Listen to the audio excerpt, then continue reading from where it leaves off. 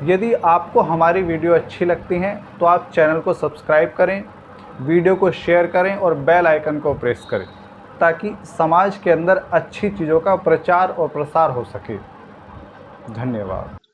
स्वागत है आप सभी का सत्यार्थ प्रकाश के तृतीय समोल्लास की इस दर्शन विषय कक्षा के अंदर।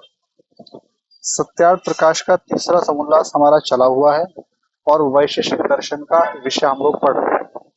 द्रव्य हम लोग पढ़ चुके हैं और गुण 24 होते हैं, ये हम लोग जान चुके हैं। 24 गुणों के क्या क्या नाम है और क्या क्या उनके अर्थ हैं वो भी आप लोग समझ चुके हैं। अब जिस प्रकार हमने समझा था कि द्रव्य का लक्षण क्या है, जैसे हम लोगों ने जाना था कि द्रव्य उसको कहते हैं जो किसी का समवायी कारण हो। दूसरा हमने पढ़ा था जिसके अंदर क्रिया और गुण हो। ये दो लक्षण हमने द्रव्य के संबंध में पढ़े थे, यानी जिसके अंदर गुण और क्रिया हो और जो समवायी कारण भी बन रहा हो उसको हम लोग कहते थे द्रव्य। अब इसी प्रकार गुण 24 पढ़ने के पश्चात में अब हमें ये पढ़ना है कि गुण आखिर कहते किसको हैं, गुणों का लक्षण क्या है। तो इसके संबंध में महर्षि कणाद ने एक परिभाषा दी है। महर्षि कणाद कहते हैं कि द्रव्याश्रय अगुणवान संयोग विभागेश्व कारणम अनपेक्ष इति गुण लक्षणम। कि गुण है क्या, 6 पदार्थों को जानना है मुक्ति के लिए। द्रव्य जो है उसको पढ़ चुके हैं हम लोग, गुण हम लोग पढ़ रहे हैं। और गुण का पहला लक्षण क्या है, तो लिखते हैं कि द्रव्य आश्रय, यानी गुण वो है जिसका आश्रय द्रव्य है। बिल्कुल साधारण सी भाषा में समझाऊंगा। मतलब क्या है कि गुण हम उसको कहेंगे जो द्रव्य के आश्रित रहता है। और समझाऊं तो गुण जो है वो किसी द्रव्य के अंदर रहेगा, गुण स्वतंत्र नहीं है, ये हमेशा समझ लेना। गुण किसी ना किसी द्रव्य के भीतर रहेगा। जैसे हम लोग कहते हैं कि ये पृथ्वी जो है सूर्य के आश्रय से जो है उसका चक्कर लगा रही है, ठीक, यानी सूर्य इसको संभाले हुए है। चंद्रमा जो है वो पृथ्वी का चक्कर लगा रहा है, ठीक। जैसे किसी ग्लास के अंदर पानी भरा हुआ है तो उस पानी का आश्रय क्या है, किसके अंदर वो है, किसके आधार पर वो टिका हुआ है, तो आप कहोगे गिलास के आधार पर, ठीक। उसी प्रकार गुण का पहला लक्षण क्या है, लिखते हैं कि द्रव्य आश्रय, यानी गुण हमेशा द्रव्य के आश्रित रहेगा। अब यदि मैं आपसे एक बात कहता हूं, अच्छा आपको थोड़ा सा ये भी समझना पड़ेगा कि गुण कहते किसको हैं, यानी गुण कितने होते हैं। 24 होते हैं, आपको पता है। गुण होते क्या है, रूप रस गंध स्पर्श, सारे गुण हैं। संख्या, पृथकत्व, संयोग, विभाग, इच्छा, द्वेष, प्रयत्न, ये सारे क्या है, गुण है सारे के सारे। और मैं क्या कहता हूँ कि जो गुण है वो द्रव्य के आश्रित रहता है। अब जैसे कि आपने देखा आम, अब आम का सीजन चला हुआ है ना, तो आम के उदाहरण ज्यादा देता हूं मैं। तो आम जो है आपने देखा, उस आम का रंग था पीला। रंग क्या है, रूप ही है ना। रंग क्या है, रूप ही तो है, ठीक। वो जो रूप है, जो वो गुण है रूप, वो किसके आश्रय है बताइएगा। उस आ, उस आम के आश्रित है ना। अच्छा रस क्या है, गुण है। आम बड़ा मीठा है, तो जो मिठास है वो रस है, वो किसके आश्रय है, किसके आश्रित है वो, आम के आश्रित है, ठीक है। अच्छा कई बार क्या होता है, आमों को पकाने के लिए कुछ तो डाल के होते हैं, कुछ पाल के होते हैं, यानी जिनको अलग तरीके से, वो क्या कहते हैं मुझे ध्यान है, वो कार्बेट पता नहीं कुछ लगा के पकाए जाते हैं। तो उनके अंदर एक अलग ही गंध सी आती है, उसकी तेज सी गंध, ठीक है। यानी किसी आम को कार्बेट लगा के पकाया गया, अब वो आपको गंध आ रही है, तो वो गंध किसके आश्रित है, वो गंध जो है उस कार्बेट के आश्रित है जो उसके ऊपर लगाया गया है। आम की नेचुरल गंध अपनी अलग होगी। आप किसी आम के बाग में जाओगे तो उसकी गंध अलग होगी। आप रास्ते से गुजर रहे थे, बराबर में जो है चमेली के पेड़ लगे हुए थे और आपको बहुत ही प्यारी सी गंध आई। वो गंध जो है गुण है। गंध क्या है? गुण है। वो किसके आश्रित है? उस चमेली के पुष्प के आश्रित। उस पुष्प का रंग सफेद था। सफेद क्या है? रूप है। वो किसके आश्रित थी? उस पुष्प के आश्रित। अच्छा, मैं कहता हूं कि आज की जो हमारी कक्षा है, कि इस कक्षा में जो है 20 विद्यार्थी हैं, क्योंकि मैं भी विद्यार्थी हूँ। टोटल 20 हैं। अब ये 20 क्या है? संख्या है। संख्या क्या है? गुण। ये गुण किसके आश्रित है? हम 20 लोगों के आश्रित है ना। तो मतलब क्या है कि गुण कोई भी क्यों ना हो, वो किसी न किसी संख्या के आश्रित रहेगा। बिना संख्या के गुण रह ही नहीं सकते। आप मीठा कहोगे तो आपसे प्रश्न आएगा कि किस चीज का मीठा? आपको बताना पड़ेगा, चीनी का मीठा या आम का मीठा या शहद की मिठास। वो शहद क्या है? द्रव्य है। ठीक है। अच्छा, जैसे एक दो गुण हम लोग और ले लेते हैं। जैसे गुण आता है द्रवत्व, यानी बहना चीजों का। द्रवत्व क्या है? बहना। अब मैं कहता हूं कि भाई ये शहद बह रहा है। वो बहना क्या है? गुण है। वो किसके आश्रित है? उस शहद के आश्रित है ना। शहद बह रहा है ना, तभी तो आपको पता चल रहा है। तो गुण कोई भी आप ले लीजिएगा, कोई भी गुण। ठीक। अब दो गुण के संयोग और एक विभाग, यानी चीजों का जुड़ना। दो चीजें जुड़ी, आपने कहा संयोग हुआ। वो संयोग नामक जो गुण है वो दो चीजों के आश्रित है ना। जब वो चीजें जुड़ी तभी तो आप कहोगे संयोग हुआ। ठीक। चीजें अलग हो गई। ठीक है। रेल के दो डब्बे थे, डब्बे जो है दोनों अलग हो गए। ठीक है। वो जो पृथक हुए हैं, पृथक कह रहा हूँ, वो जो विभाग हुआ है उनके अंदर, दोनों अलग अलग हो गए। अब वो अलग नामक जो गुण है वो किसके आश्रित है? उन रेल के डब्बों के आश्रित है ना। यानी 24 के 24 जो गुण है ना, वो द्रव्य के आश्रित हैं। इसलिए पतंजलि गुण का लक्षण, सॉरी, कणाद गुण का लक्षण क्या करते हैं? वो करते हैं कि जो द्रव्य के आश्रित है, और लिखते क्या है? द्रव्याश्रय। यानी गुण क्या है? द्रव्य के आश्रित रहता है, द्रव्य के भीतर विद्यमान रहता है, द्रव्य के सहारे ही रहेगा। गुण का अपना कोई एग्जिस्टेंस नहीं है। द्रव्य में जो है वही आपको पता चलता है। तो बात समझ में आ गई? पहला लक्षण समझ में आ गया? किसी कोई डाउट तो नहीं है? गुण का पहला लक्षण क्या है? समझ में आ गया? अच्छा, अब एक प्रश्न आता है। ये प्रश्न जो है ना विद्वान लोग उठाते हैं। वो कहते हैं कि जो गुण का जो लक्षण है ना, ये द्रव्याश्रयी, ये गुण का लक्षण पूरा नहीं है। पूरा क्यों नहीं है? अब समझना, उनकी बुद्धि को देखना, वो कितनी गहराई में लेके जाते हैं।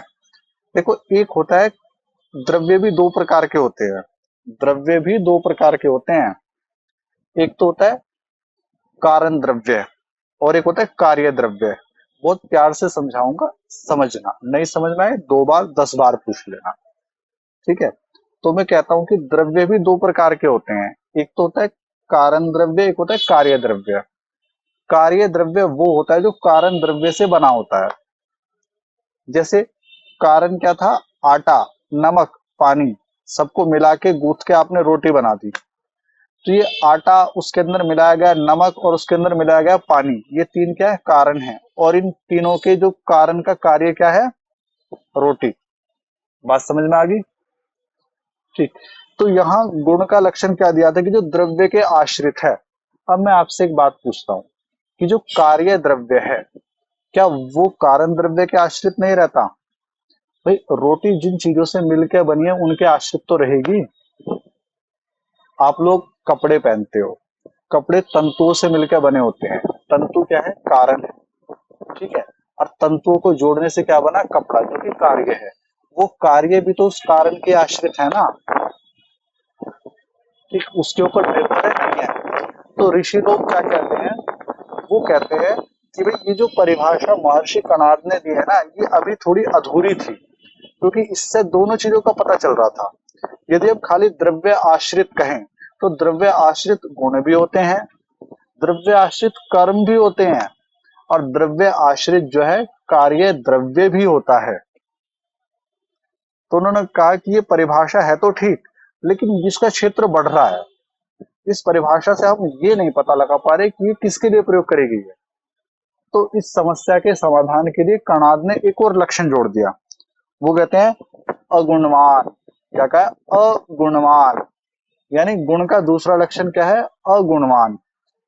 इसका मतलब क्या है कि गुण कभी गुण का सहारा नहीं होता, यानी एक गुण का सहारा दूसरा गुण नहीं बन सकता। अभी आपको समझ में नहीं आएगी मेरी बात। अभी देखो, मैंने आपको एक बात समझाई थी कि जो गुण है ना वो द्रव्य के सहारे रहते हैं। रूप किसी न किसी पदार्थ के अंदर होगा, रस किसी न किसी पदार्थ के अंदर होगा। अच्छा, जब मैं पदार्थ की बात कर रहा हूं ना, तो मैं कणाद वाले पदार्थ की बात नहीं कर रहा हूँ, ये भी समझ लेना। जो संसार में जिसको पदार्थ कहते हैं ना, मैटर, उसकी मैं बात कर रहा हूँ। क्योंकि देखो, हम लोग इस समाज में रह रहे हैं तो कुछ शब्द हमारे वो भी जुबान पे चढ़े रहेंगे, ठीक है। और कणाद की दृष्टि में तो पदार्थ अलग हो गया, बहुत विस्तृत चीज हो गई। तो मैं ये कह रहा हूं कि पहला लक्षण कहता है द्रव्य आश्रय, कि जो गुण है वो द्रव्य के आश्रित रहेगा। तो किसी ने कहा कि कर्म भी द्रव्य के आश्रित रहता है। भाई, आप किसी गेंद को उछाल रहे हो तो ऊपर जाने की क्रिया किसके अंदर हो रही है? गेंद के अंदर हो रही है ना। किसी चीज को ऊपर से नीचे छोड़ रहे हो, वो नीचे आने की जो क्रिया वो किसके अंदर हो रही है? वो उस गेंद के अंदर हो रही है ना। आप अपना हाथ ऊपर उठाते हो, वो ऊपर उठाने वाला कर्म भी तो द्रव्य के अंदर हो रहा है ना। तो किसी ने ये कहा कि भाई, आपकी जो परिभाषा है ना, इसका क्षेत्र बहुत अधिक बढ़ गया है, क्योंकि ये परिभाषा तो गुण की भी हो पा रही है, ये परिभाषा कर्म की भी हो पा रही है, परिभाषा कार्य द्रव्य की भी हो पा रही है। तो कुछ और बताओ। तो वो कहते हैं कि अगुणवान, यानी दूसरा लक्षण क्या है कि जो गुण होता है ना वो कभी गुण का सहारा नहीं बनता। मैं आपसे एक बात पूछता हूँ, आम के अंदर रंग है, यानी वो पीले रंग का है, और आम के अंदर स्वाद है मीठा। क्या रंग से और उस रस से, क्या दोनों का कोई कनेक्शन है?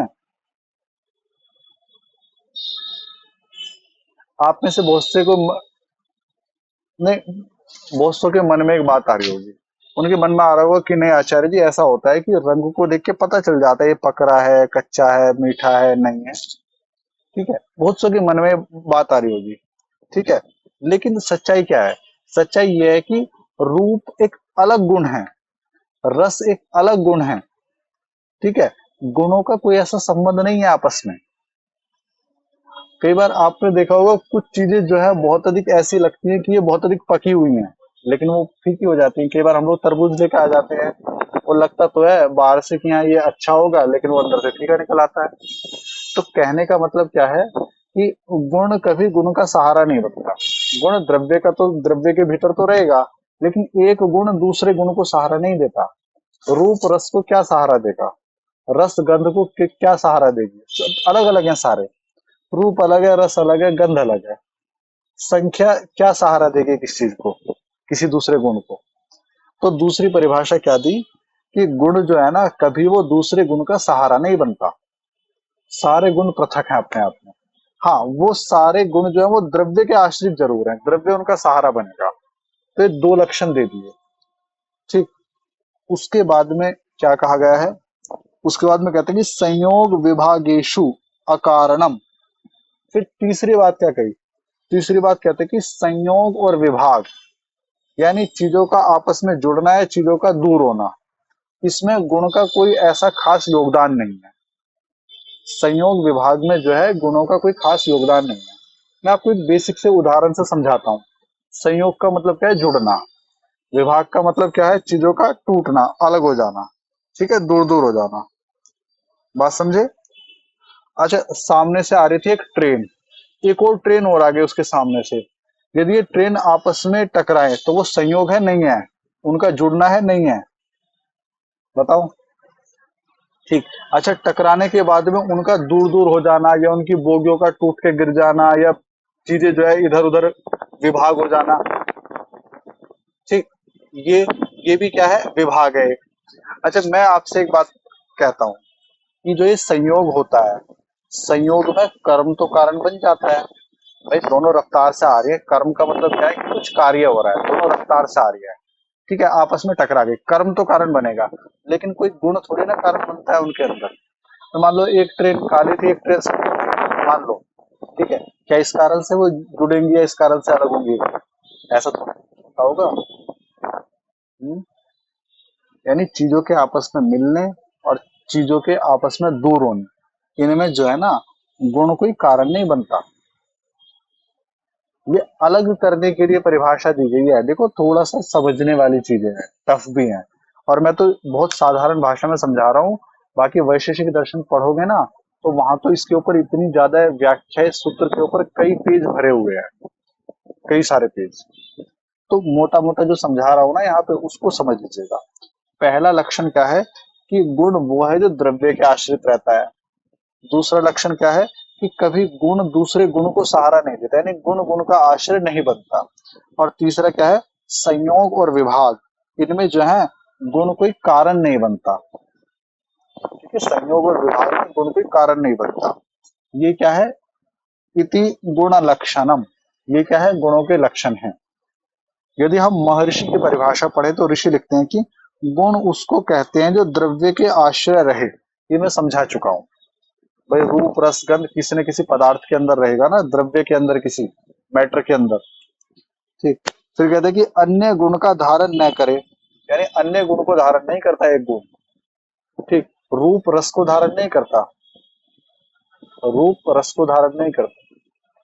ठीक है, उसके बाद में क्या है, संयोग और विभाग में कारण न हो। संयोग विभाग में कोई कारण नहीं रहता गुण का, कर्म कारण बनता है संयोग विभाग में, लेकिन गुण कारण नहीं बनता।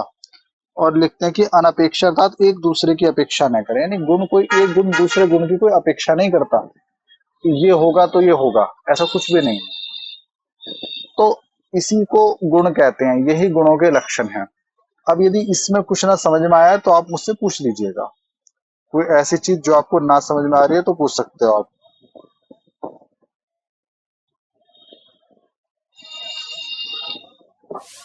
समझ में आ गया सबको? ठीक है, बहुत अच्छी बात है। उसके बाद में मैंने 24 गुण आपको पढ़ा दिए, और गुण क्या होते हैं वो भी मैंने पढ़ा दिया। अब मैंने गुणों के लक्षण भी पढ़ा दिए। अब एक गुण, 24वां गुण कौन सा है, शब्द। तो शब्द कहते किसको है, शब्द आखिर है क्या, शब्द के बारे में बताया गया है।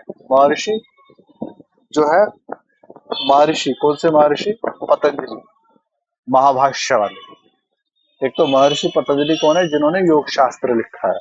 एक महर्षि पतंजलि हुए हैं जिन्होंने महाभाष्य की रचना करी, व्याकरण का ग्रंथ। वो शब्द की परिभाषा देते हैं, वो शब्द की परिभाषा देते हैं कि चार चीजें बताते हैं शब्द के अंदर। कहते हैं कि श्रुतोपलब्धिर बुद्धिर निर्ग्राह्य प्रयोगेण अभिज्वलितः आकाश देशः शब्दः। कि शब्द क्या है, तो पहले कहते हैं कि श्रुतोपलब्धि, श्रोत, श्रोत अर्थात कान, जिसकी श्रोतों से प्राप्ति, यानी शब्द कहाँ से सुनते हो, कानों से सुनते हो ना। कान ही तो शब्द सुनने का साधन है। शब्द की उपलब्धि किसके द्वारा होती है, कानों के द्वारा। तो शब्द का पहला लक्षण क्या है, श्रोतोपलब्धि, यानी शब्द कानों के द्वारा सुना जाता है, ये शब्द का पहला लक्षण है। दूसरा कहते हैं कि बुद्धि निग्राह्य, बुद्धि से उसका ग्रहण करा जाता है। मैं आपसे एक बात पूछता हूँ, आप लोग बाजार से जाते हो, कितनी सारी आवाजें चल रही है, कितनी सारी आवाजें आ रही हैं, सुनाई तो आपको सारी आ रही होंगी, लेकिन क्या आपको पता है कि वो व्यक्ति, फलाना व्यक्ति क्या कह रहा है या वो क्या कह रहा है? केवल आपको उसका ही ध्यान रहेगा जिसके शब्द पे आपकी बुद्धि लगी हुई है, जिसको आप बुद्धि से ग्रहण कर रहे हो। कान सुन तो लेंगे चीजें, लेकिन पकड़ उसको ही पाएंगे जिसके साथ आपका दिमाग जुड़ा है, आपकी बुद्धि जुड़ी हुई है। तो शब्द का दूसरा लक्षण कहते हैं कि बुद्धि निग्राह्य, श्रुतोपलब्धिर बुद्धिर निर्ग्राह्य, कि कानों से तो क्या है, शब्द सुना जाता है और बुद्धि के द्वारा ग्रहण करा जाता है। कई बार हम लोग देखते हुए भी नहीं देखते, कई बार हम लोग सुनते हुए भी नहीं सुनते। बहुत कुछ सुन रहे हैं, दिमाग नहीं है। कई बार हम लोग कहते हैं भाई एक बार दोहराना, आपने क्या बताया, मेरा दिमाग कहीं और चला गया था। कहते नहीं कहते? यानी कान तो वहीं पे ही है, आंखें भी वहीं पे ही हैं। ठीक है, आप रास्ते से जा रहे हो, और जब रास्ते से आप लोग जा रहे हो ना, तो कोई दुकान पड़ी, आप गुजर गए, घर पे आए, आपके बच्चों ने कहा कि वो फलानी दुकान खुल रही थी क्या? आपके कहोगे कि मैंने ध्यान ही नहीं दिया, जबकि देखते हुए आप आ रहे हो। क्यों? क्योंकि बुद्धि वहां उपस्थित नहीं है। तो ऐसे ही शब्द के संबंध में है, कानों से तो शब्दों की उपलब्धि होती है, लेकिन ग्रहण तो बुद्धि के द्वारा होते हैं। फिर आगे लिखते हैं कि प्रयोगेण अभिज्वलिता, अर्थ महर्षि करते हैं कि करने योग्य और प्रयोग से प्रकाशित। अच्छा, शब्द निकलेगा कैसे? जब आप बोलने का प्रयास करोगे तभी तो शब्द निकलता है ना। प्रयोग नहीं करोगे, नहीं बोलोगे, तो शब्द कैसे प्रकट होगा? शब्द प्रकट करने के लिए हम किस तरीके से कार्य करते हैं, आप बोल के देखिएगा, आपको समझ में आएगा नीचे से कैसे सारी चीजें खींचनी है, तब जाके मुंह से शब्द बाहर निकल रहा है। नीचे से जो है वायु ऊपर की तरफ उठ रही है, तब जाकर वो हमारे मुख से जो है बाहर निकल रही है और शब्द प्रकट हो रहा है। यानी प्रयोग के द्वारा शब्द जो है प्रकट होता है। ठीक, आप चुप हो तो कोई शब्द प्रकट हो सकता है? आप कोई भी प्रयोग नहीं कर रहे, कोई प्रयास नहीं कर रहे, तो शब्द प्रकट नहीं होगा। तो शब्द प्रकट करने के लिए प्रयोग अर्थात प्रयास करना पड़ेगा। तो ये शब्द का लक्षण है। श्रुतोपलब्धिर बुद्धिर निर्ग्राह्य प्रयोगेण अभिज्वलिता, और कहते हैं आकाश देशा। और शब्द क्या है? जो आकाश में रहता है। शब्द के लिए आकाश की उपस्थिति आवश्यक है। यदि आकाश नहीं है तो शब्द नहीं सुना जाएगा, नहीं ध्वनि चलेगी, नहीं विचरण करेगी, कुछ नहीं पता चलेगा। समझे? तो शब्द के बारे में चार बड़ी महत्वपूर्ण बातें क्या कही हैं ऋषियों ने। पहली बात कही है, कानों से सुना जाएगा, बुद्धि से ग्रहण करा जाएगा, प्रयोग द्वारा प्रकट होगा और आकाश के अंदर रहेगा। और जिसके अंदर ये सारी चीजें, उसको हम शब्द कहते हैं। इसको मैं दूसरे रूप में परिभाषित करूं तो मैं कहता हूं कि मुझसे कोई पूछता है कि आचार्य जी शब्द क्या है, तो मैं कहूंगा कि जिसको कानों से सुना जाए, जिसको बुद्धि से ग्रहण करा जाए, जिसको प्रयोग के द्वारा प्रकट करा जाए, और जो आकाश में रहता हो, उसी को हम लोग क्या कहते हैं? शब्द। तो चार लक्षण जो हैं बताते हैं कि शब्द क्या है। ठीक, ऋषि लिखते हैं कि जिसकी स्रोतों से प्राप्ति, जो बुद्धि से ग्रहण करने योग्य और प्रयोग से प्रकाशित, और आकाश जिसका देश है, वह शब्द कहता है। फिर आगे जो है वही कुछ चीजें दोहरा दी गई है, पुस्तक आपके पास में होगी। लिखते हैं कि नेत्र से जिसका ग्रहण हो वह रूप है। रूप क्या है? जिसको आंखों से ग्रहण करते हैं। जिह्वा से जिस मिष्ट आदि अनेक प्रकार का ग्रहण होता है वह रस है। रस क्या है? जिसको जिह्वा से आप ग्रहण कर रहे हो, भाई ये नमकीन है, ये मीठा है, ये किससे पता चल रहा है? जिह्वा से तो पता चलता होगा। क्या छू के कोई बता सकता है किस चीज को ये मीठा है, नमकीन है, या आंखों से देख के बता सकता है? ठीक, जब तक छुएगा नहीं किस तरह पता चलेगा? बिना छुए नहीं पता चलता। तो जिसको जिह्वा से ग्रहण होता है ना, वो क्या है? रस है। नासिका से जिसका ग्रहण है वो गंध होता है। त्वचा से जिसका ग्रहण होता है वह स्पर्श है। एक द्वि इत्यादि गणना जिससे होती है वह संख्या है। दोबारा ऋषि अपनी भाषा में बता रहे हैं कि एक दो जिससे पता चल रहा है ना, उसको हम लोग संख्या कहते हैं। जिससे तोल अर्थात हल्का भारी विदित होता है वो परिणाम कहलाता है। एक दूसरे से अलग होना वह पृथकत्व कहलाता है। एक दूसरे के साथ मिलना वह संयोग है। एक दूसरे से मिले हुए के अनेक टुकड़े होना वह विभाग है। शीशा है, नीचे गिर गया, टुकड़े टुकड़े हो गया, वो कहलाएगा विभाग। आगे देखते हैं कि इससे यह पर वह अपर, जिसको उरे परे भी हम लोग कहते हैं, उरे है, परे है, इस तरीके से, उससे उरे वह अपर, जिससे अच्छे बुरे का ज्ञान है वह बुद्धि। आनंद का नाम सुख है, क्लेश का नाम दुख है, इच्छा राग है, द्वेष विरोध, प्रयत्न अनेक प्रकार का बल पुरुषार्थ, यानी जो आप प्रयास करते हो वही क्या प्रयत्न है। गुरुत्व यानी भारीपन किसी भी चीज का। द्रौत यानी पिघल जाना। स्नेह, स्नेह के दो अर्थ है, एक तो प्रेम है यानी प्रीति, और दूसरा क्या? चिकनापन, जिसको हम स्नेहन कहते हैं, लुब्रिकेशन, लुब्रिकेंट का प्रयोग करा जाता है ना, जो लोग मशीन चलाते हैं वो तेल डालते हैं उसके अंदर ताकि वो अच्छी चले, स्मूथ होके चले वो। ऐसी मशीनों के अंदर ही प्रयोग करा जाता है लुब्रिकेशन का। कई बार कह देते हैं कि भैया इसके घुटनों का जो है ग्रीस खत्म हो गया, और घुटने चरचर करने लगता है ना वो, तो वो क्या लुब्रिकेशन, जिसके कारण वो चिकनापना था वो खत्म हो गया। आगे लिखते हैं कि संस्कार दूसरों के योग से वासना का होना। संस्कार मैंने 3 बताए थे, एक वेग है, स्थिति स्थापक है और एक भावना है। धर्म यानी न्याय आचरण और कठिनत्व आदि। एक तो न्याय आचरण भी धर्म हो गया, दूसरा ये चीज कठिन यानी कठोर है, ये भी क्या है, धर्म है। अधर्म क्या है, अन्याय आचरण, और दूसरा क्या, ये चीज कोमल है यानी जो धर्म के विरुद्ध है, वही क्या हो गया। और 24वां क्या आता है, शब्द आता है।